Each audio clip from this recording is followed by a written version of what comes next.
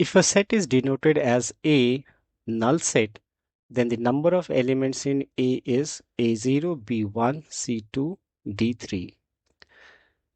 The empty set contains no element, hence the number of elements in A will be 0. So A is the correct answer in this case.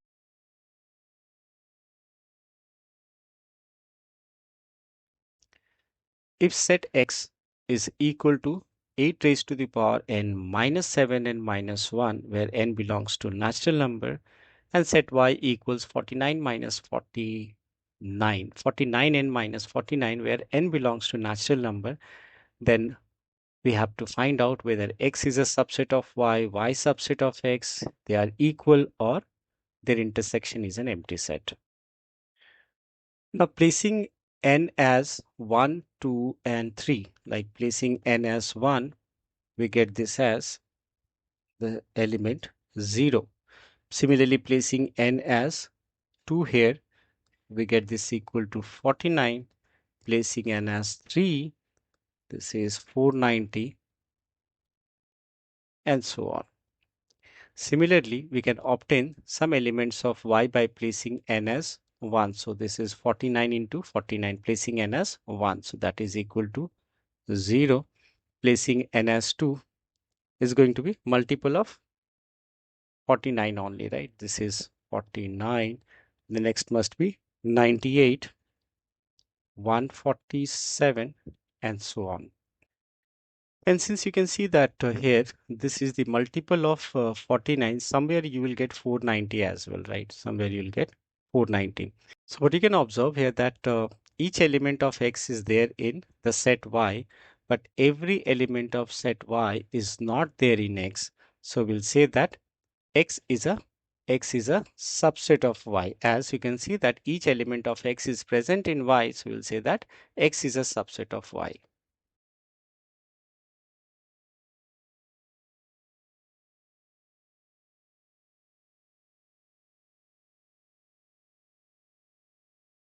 The question says two finite sets M and N having M and N elements.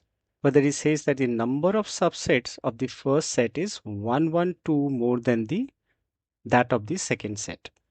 And what we have to find out the values of M and N.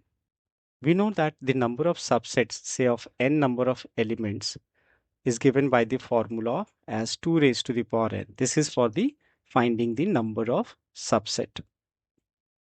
Now, since the first set have m number of elements, we can say that the total number of subset will be 2 raised to the power m, and for the other, it should be 2 raised to the power n. Well, further it says that the first set has more number of elements, and how much? 112 more than the second set. So we can say from here that is 2 raised to the power m minus 2 raised to the power n is equal to 112. Now to simplify this, I'll divide both sides by 2 raised to the, I'll divide and multiply this by 2 raised to the power n. So this is what I multiplied by 2 raised to the power n, and I'm dividing this by 2 raised to the power n. As I said, I'm dividing and multiplying by 2 raised to the power n. So on dividing this by 2 raised to the power n, it will be 1, and this is 112 only.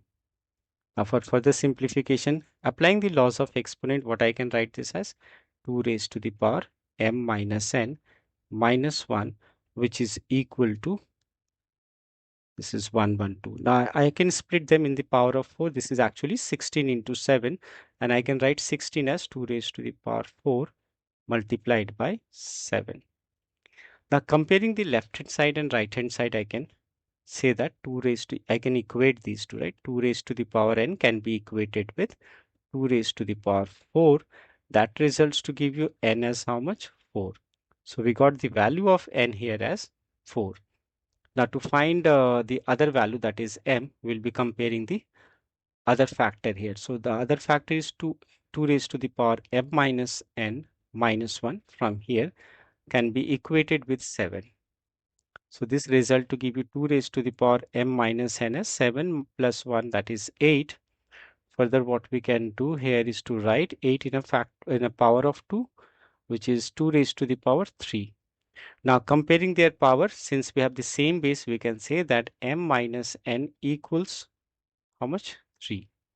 Now we know the value of n here, so placing n as 4, we can get the value of m as 7.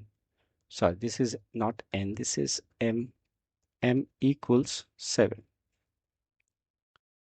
So we had to get the value of m and n, and in order, so m stands for, m is 7 here and n is 4, so 7 4 must be the correct, that is B is the correct answer in this case.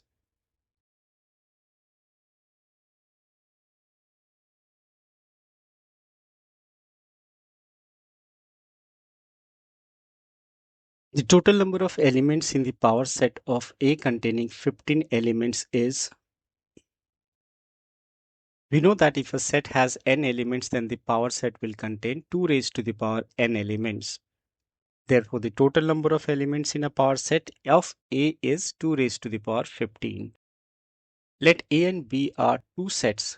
Using properties of sets, what we need to prove here that A intersection B complement is null set implies that A is a subset of B. So here we'll be using contradiction in order to prove this. So what we can start with, let's say I took an arbitrary element X that belongs to set A. So we can try visualizing that I took a set A here, and this set A has the element X, and X does not belongs to B. So I took a set B over here. As you can see that element X does not belong to set B. So since X belongs to A but does not belongs to B, must belongs to complement of this. That means we can see that from here we can see that the complement of B is what? The complement of B is this. Right, clearly X belongs to that blue region set it. So we can say that X belongs to A intersection B complement. Right, this is the blue shaded region is the blue complement. But we are given that A intersection B complement is a null set. It's given that A intersection B complement, as per the question, is given a null set. So which means that there is no element in the intersection of A with B complement. So therefore, if X belongs to A, it must belongs to B. Right. So B cannot be this set. It has to be, as I said, we are going to use contradiction method. So we can say that here. So if X belongs to A, it must belongs to B. So by definition, we know that if an element belongs to A and that also belongs to B, therefore it implies A is a subset of B.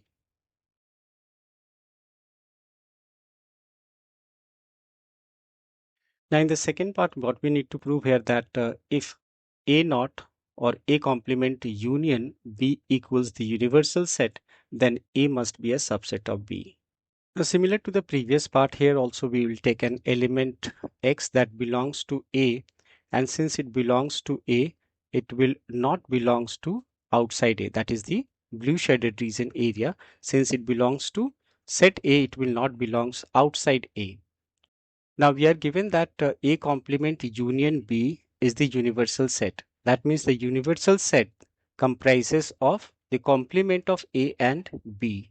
So every element is a part of universal set. So we can say even X will be the part of, or X will be an element of A complement union B. So here X does not belongs to A complement but belongs to A complement union B. It implies what? X must belongs to B.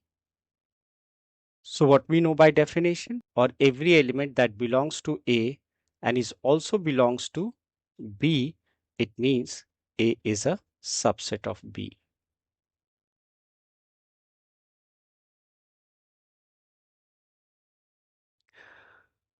In this question, for any two sets A and B, it says A intersection with A union B is equal to what? A, B, null set, or none of these. So let's say if I take one universal set and set A being this and set B being this. So this is A, B. Now I first find out what is A union B, right? Just A union B. It should include the common, not common, sorry, both the reasons of A and B. So we got, let me write down, this is what we have to find out is this. So we got this as A union B. Later it says intersection with A. So first I'll shed the A reason. This is A. Now if I ask you what is the common reason of this green stripes and the blue shaded reason, so clearly it is A only. So since this is an MCQ, or we can write directly as this is equal to A. So option A is the correct answer in this case.